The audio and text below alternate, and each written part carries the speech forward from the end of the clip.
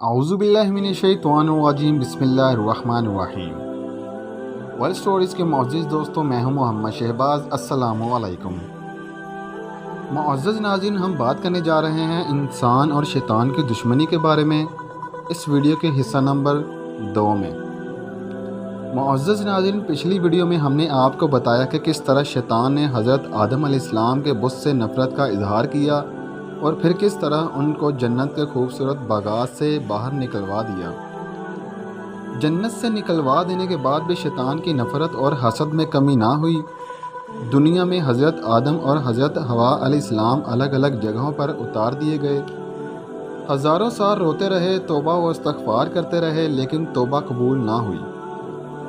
بالآخر حضرت آدم علیہ السلام کے دل میں اللہ تبارک و تعالیٰ نے خیال پیدا کیا اور انہوں نے سوچا کہ جب میں جنت میں تھا تو میں نے عرش معلیٰ پر ایک کلمہ لکھا دیکھا، یعنی لا الہ الا اللہ محمد الرسول اللہ۔ انہوں نے سوچا کہ وہ یقیناً بہت ہی خاص ہستی ہیں جن کا نام اللہ تبارک و تعالیٰ نے اپنے نام کے ساتھ لکھ رکھا ہے۔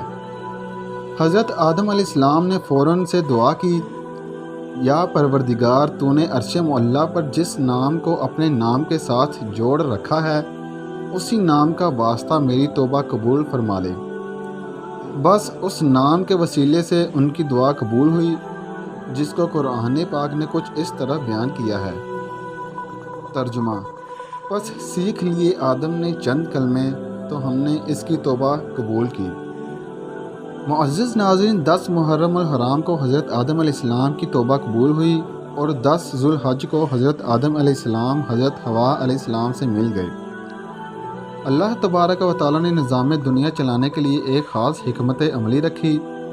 حضرت حوا علیہ السلام کے ہر حمل میں ایک لڑکا اور لڑکی پیدا ہوتے ہیں۔ ایک حمل میں پیدا ہونے والی لڑکے کا دوسرے حمل کی لڑکی سے نکاح کر دیا جاتا تھا۔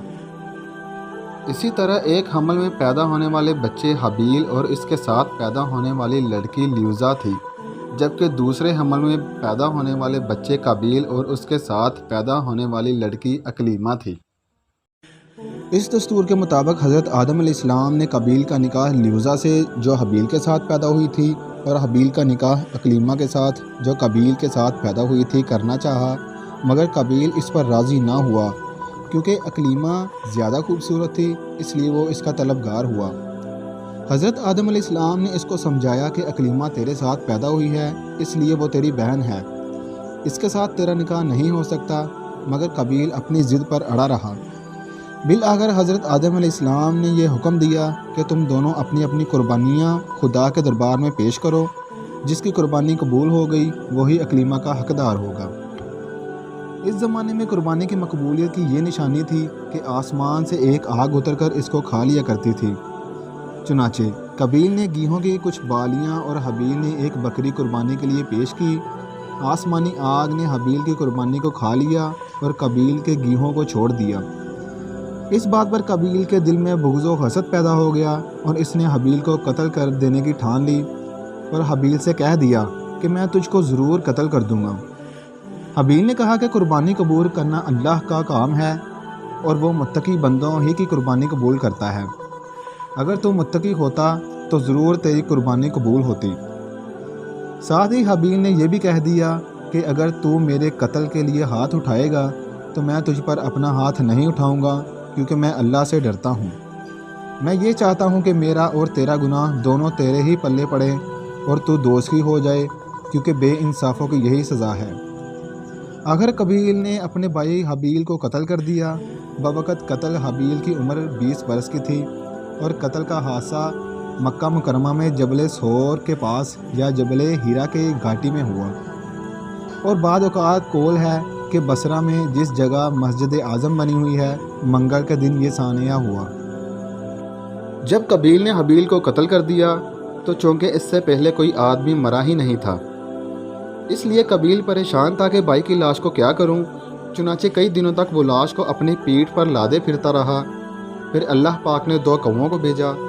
اس نے دیکھا کہ 2 کوے آپس میں لڑے اور ایک کوے نے دوسرے کو مار ڈالا۔ پھر زندہ کوے نے اپنی چونچ اور پنجوں سے زمین کو رید کر ایک گڑھا کھودا اور اس میں مرے ہوئے کوے کو ڈال کر مٹی سے دبا دیا۔ یہ منظر دیکھ کر قابیل کو معلوم ہوا کہ مردے کی لاش کو زمین میں دفن کرنا چاہیے، چنانچہ اس نے قبر کھود کر اس میں بھائی کی لاش کو دفن کر دیا۔ قرآن مجید میں اس واقعہ کو ان لفظوں میں بیان کیا گیا ہے، سورہ مائدہ رکوع نمبر 5 پارہ نمبر 6۔ ترجمہ: پھر اللہ تعالیٰ نے ایک کوا بھیجا زمین کو کریدتا ہوا کہ اسے دکھا دے کہ وہ اپنے بھائی کی لاش کو چھپائے۔ قابیل بولا، ہائے خرابی، میں اس کوے جیسا بھی نہ ہو سکا کہ میں اپنی بھائی کی لاش کو چھپاتا۔ پھر وہ اپنے کرتوت پر پچھتاتا رہ گیا۔ روایت ہے کہ جب حابیل قتل ہو گئے تو 7 دنوں تک زمین میں زلزلہ رہا اور درندوں میں اضطراب اور بے چینی پھیل گئی، اور قابیل جو بہت ہی گورا اور خوبصورت تھا، بھائی کا خون بہاتے ہی اس کا چہرہ بالکل کالا اور بدصورت ہو گیا، اور حضرت آدم علیہ السلام کو بے حد رنج و قلق ہوا، یہاں تک کہ حابیل کے رنج و غم میں 100 برس تک کبھی آپ کو ہنسی نہیں آئی۔ حضرت آدم علیہ السلام نے شدید غضبناک ہو کر قابیل کو پھٹکار کر اپنے دربار سے نکال دیا، اور وہ بدنصیب اکلیمہ کو ساتھ لے کر یمن کی سرزمین عدن میں چلا گیا۔ یہاں ابلیس کو ایک اور چال چلنے کا موقع مل گیا، اور اس نے یہ موقع اپنے ہاتھ سے نہ گوایا۔ وہاں ابلیس اس کے پاس آ کر کہنے لگا کہ حابیل کی قربانی کو آگ نے اس لیے کھا لیا کہ وہ آگ کی پوجا کیا کرتا تھا، لہٰذا تو بھی ایک آگ کا مندر بنا کر آگ کی عبادت کیا کر۔ چنانچہ قابیل وہ پہلا شخص ہے جس نے آگ کا مندر بنا کر آگ کی عبادت کی، اور یہ روئے زمین پر پہلا شخص ہے جس نے اللہ کی نافرمانی کی اور سب سے پہلے زمین پر خون ناحق کیا۔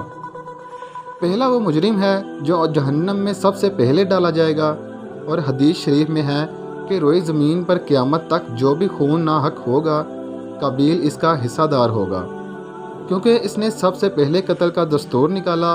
اور قابیل کا انجام یہ ہوا کہ اس کے ایک لڑکے نے جو کہ اندھا تھا، اس کو ایک پتھر مار کر قتل کر دیا، اور یہ بدبخت نبی زادہ ہونے کے باوجود آگ کی عبادت کرتے ہوئے کفر و شرک کی حالت میں اپنے لڑکے کے ہاتھ سے مارا گیا۔ جب قابیل نے حابیل کو قتل کیا تو 5 سال تک حضرت آدم علیہ السلام کے ہاں کوئی اولاد پیدا نہ ہوئی۔ معزز ناظرین، 5 سال بعد حضرت شیث علیہ السلام پیدا ہوئے، جبکہ حضرت آدم علیہ السلام کی عمر شریف 130 برس ہو چکی تھی۔ آپ نے اس ہونہار فرزند کا نام شیث رکھا۔ یہ سریانی زبان کا لفظ ہے اور عربی میں اس کے معنی ہبۃ اللہ یعنی اللہ کا عطیہ ہے۔ حضرت آدم علیہ السلام نے 50 صحیفے جو آپ پر نازل ہوئے تھے، ان سب کی حضرت شیث علیہ السلام کو تعلیم دی اور ان کو اپنا وصی و خلیفہ اور سجادہ نشین بنایا۔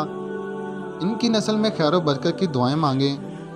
ہمارے حضور خاتم النبیین صلی اللہ علیہ وآلہ وسلم انہی کی حضرت شیث علیہ السلام کی اولاد میں سے ہیں۔ اس واقعہ کو قرآن کریم میں اللہ تعالیٰ نے اس طرح بیان فرمایا ہے، سورہ مائدہ رکوع نمبر 5 پارہ نمبر 6۔ ترجمہ: اور اے پیغمبر، انہیں پڑھ کر سناؤ آدم کے دونوں بیٹوں کی سچی خبر۔ جب دونوں نے ایک ایک قربانی پیش کی تو ایک کی قبول ہوئی اور دوسرے کی نہ قبول ہوئی، تو وہ بولا میں تجھے قتل کر دوں گا، تو دوسرے نے کہا کہ اللہ اس کی قبول فرماتا ہے جو متقی ہوا، اگر تو مجھے قتل کرنے کے لیے اپنا ہاتھ بڑھائے گا تو میں اپنا ہاتھ تجھ پر نہ بڑھاؤں گا، میں خدا سے ڈرتا ہوں، میں تو یہ چاہتا ہوں کہ میرا اور تیرا گناہ دونوں تیرے ہی پلے پڑیں۔